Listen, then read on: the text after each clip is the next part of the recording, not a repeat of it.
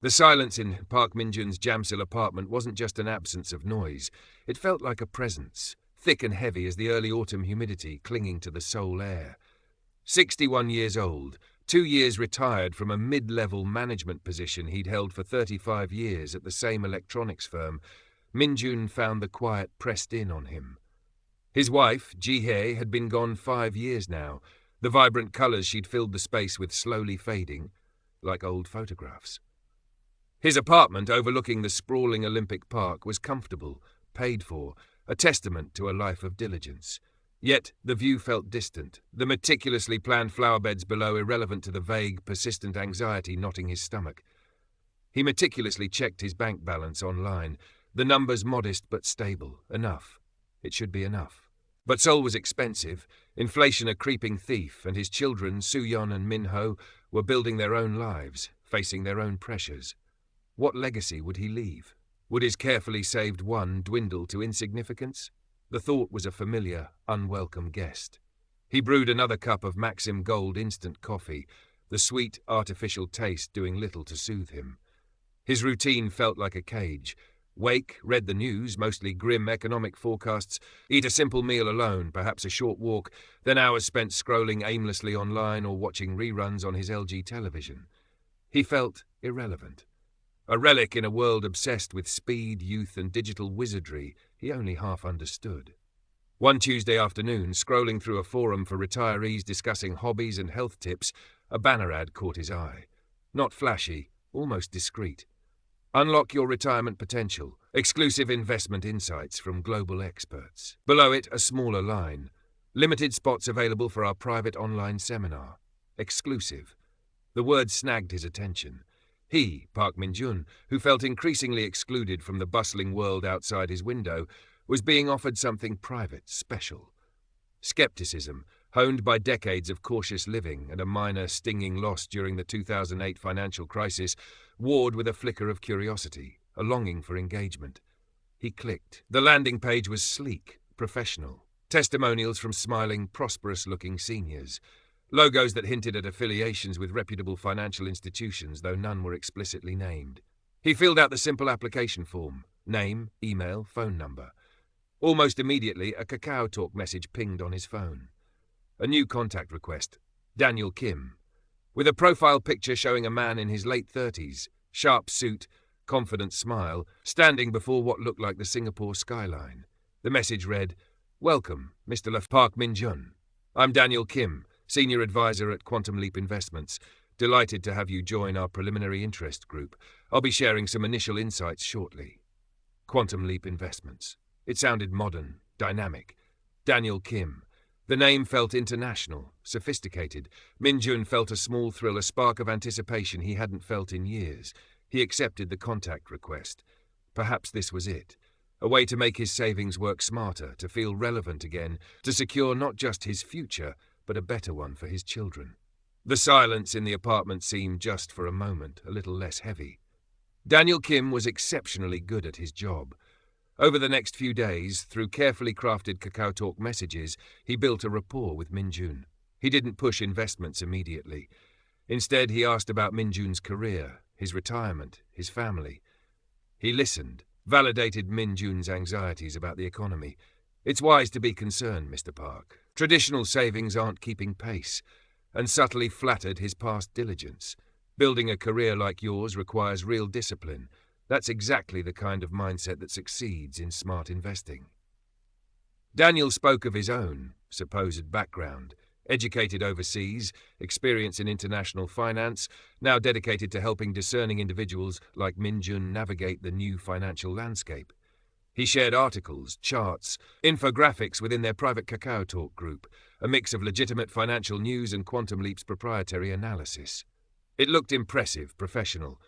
Other members, names Min-jun didn't recognize, occasionally posted enthusiastic comments. "Great insights, Daniel. Following your advice paid off again." Min-jun felt part of something exclusive, privy to information others didn't have. The loneliness that often shadowed his days receded when Daniel messaged him personally. "Min-jun si," Daniel typed one evening, adopting a slightly more familiar tone. I've been analysing a short-term arbitrage opportunity in the Southeast Asian tech market. Very low risk, primarily currency fluctuation-based. It's something I usually reserve for my core clients, but I think it would be a good dip-your-toes-in experience for you. Nothing major, perhaps 1 million won. Minjun hesitated. 1 million won wasn't insignificant. The 2008 loss, though relatively small, had left a scar. Is it truly safe, Daniel C? As safe as anything in this world can be, Minjun C, Daniel replied instantly, his tone reassuring. Quantum Leap uses advanced algorithms to minimize exposure. Think of it as a trial run. See how our platform works. You can withdraw the principal plus profit within 72 hours if you wish. Transparency is key for us. Transparency, low risk, a trial run, and Daniel's confidence was infectious. Minjun thought of the stagnant numbers in his bank account, the rising price of groceries at the Lotte Mart. He transferred the 1 million won via a designated bank transfer, the details provided by Daniel through a secure link to the Quantum Leap platform. The platform itself looked incredibly sophisticated. Real-time charts, or so they seemed, account dashboards, news feeds. He watched as his 1 million won appeared in his Quantum Leap account balance. 3 days later, his balance showed 1,150,000 won, a 15% return in 72 hours. It seemed incredible. Just as predicted, Minjun C, Daniel messaged, adding a smiling emoji. A small win, but proof of concept.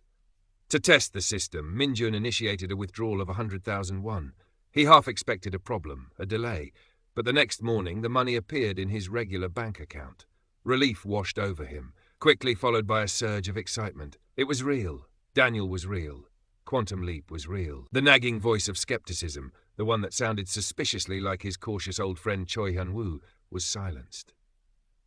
Now Daniel began introducing more complex opportunities. Pre-IPO shares in promising Korean startups, cryptocurrency staking pools with guaranteed yields, foreign real estate bonds. Each came with elaborate explanations, impressive, though ultimately fabricated documentation accessible on the platform, and always Daniel's calm, expert guidance available via KakaoTalk. Minjun invested other 10 million won, then 20 million more. Funds shifted from his main retirement account. He watched his Quantum Leap balance swell, the numbers climbing steadily on the screen. It was intoxicating. He started sleeping better, the knot of anxiety replaced by a hopeful buzz. He even bought himself a new, slightly more fashionable jacket. His daughter, Soo-yeon, a busy marketing manager living near Gangnam, noticed the change during their weekly phone call. "Dad, you sound cheerful. Everything okay?" "Everything's wonderful, Soo-yeon," Minjun replied a little too quickly. "Just enjoying retirement, thinking about maybe taking a trip soon." He couldn't bring himself to tell her about Quantum Leap, about Daniel. What if she worried? What if she didn't understand? It felt like his secret, his personal triumph. He met his old friend Hyun-woo for coffee in a quiet cafe near Sokchon Lake.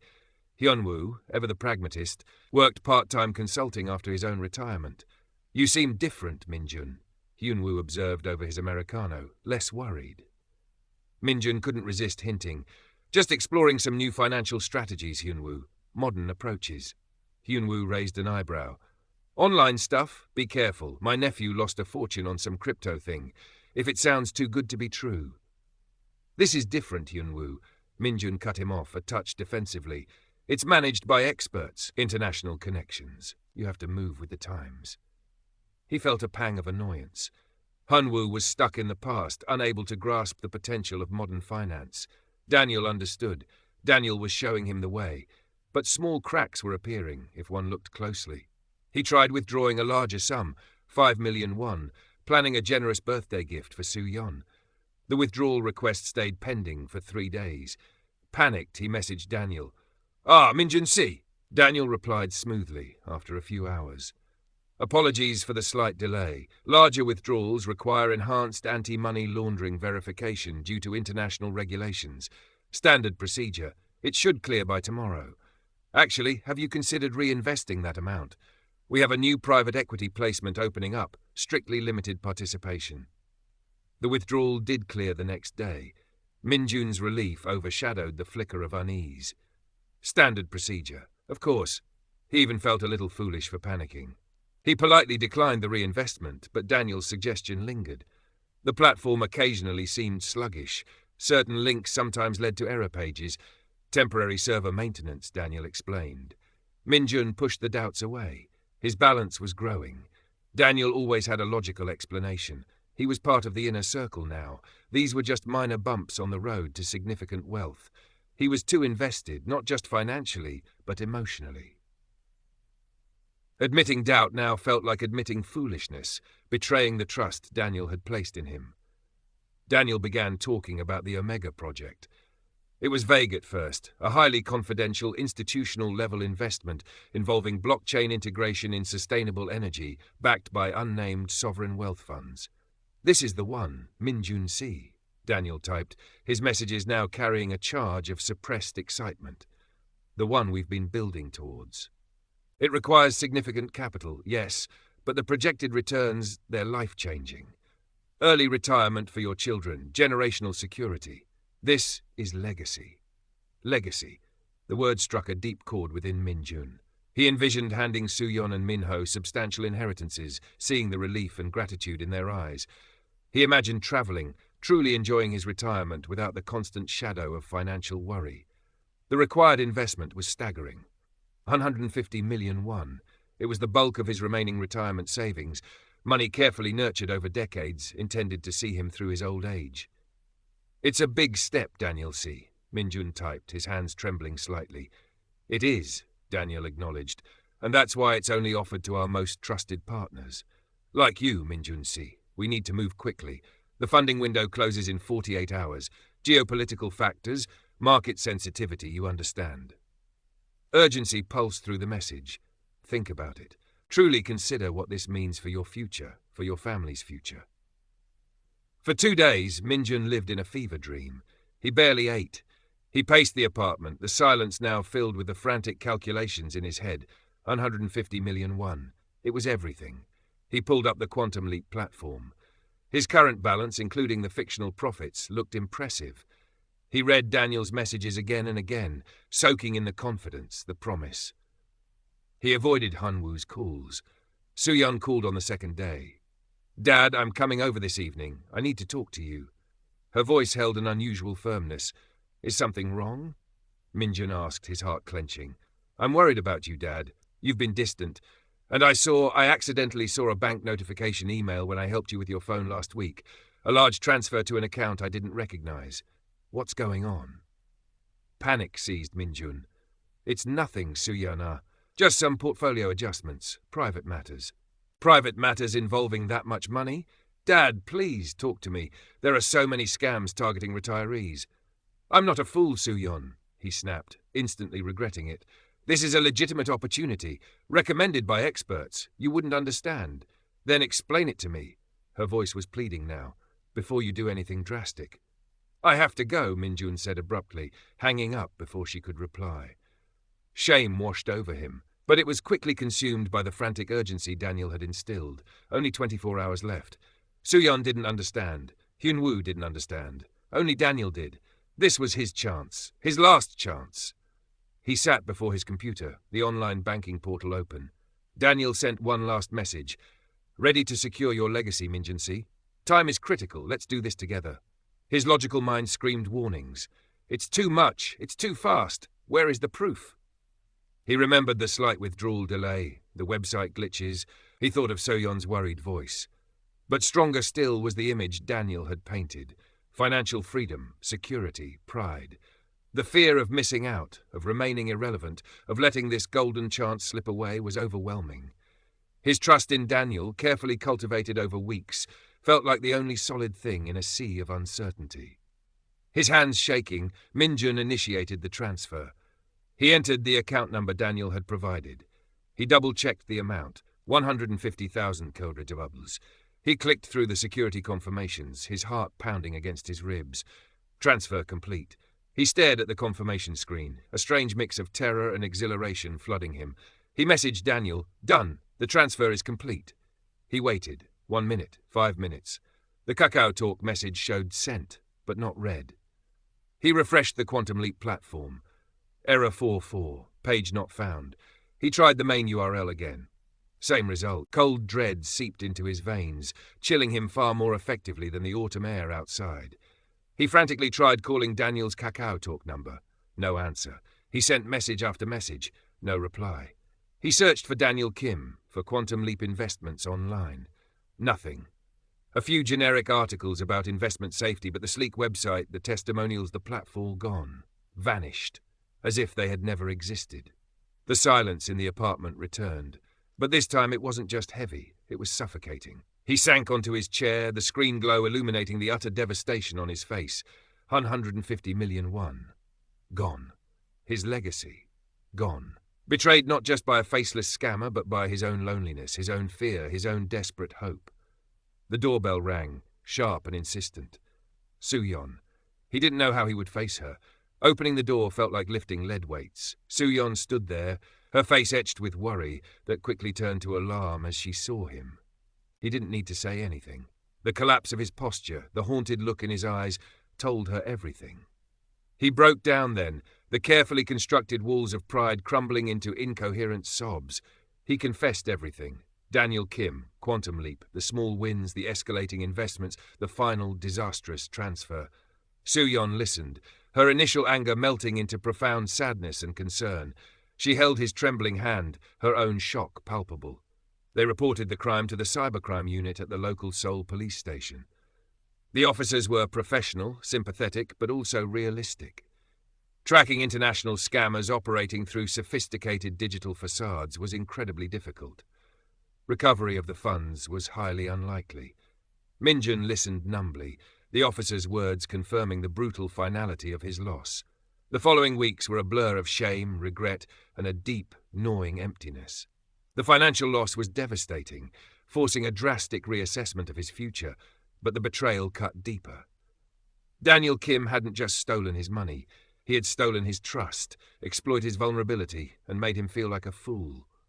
He avoided Hyun-woo, unable to face the inevitable "I told you so," however gently delivered. He barely left the apartment. Soo-yeon, however, was a quiet pillar of support. She didn't blame him.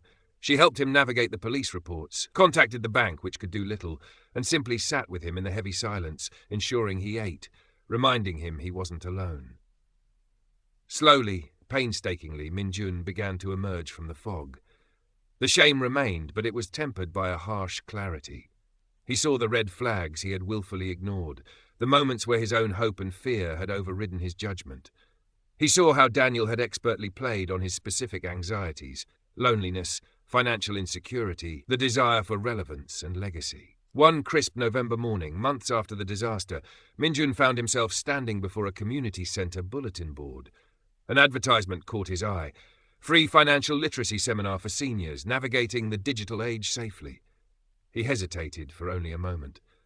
Then, taking a deep breath, he walked inside and signed up. Later that week, he sat in a brightly lit room filled with people his own age, listening intently as a financial counselor explained common online scams, emphasizing the importance of verification, skepticism, and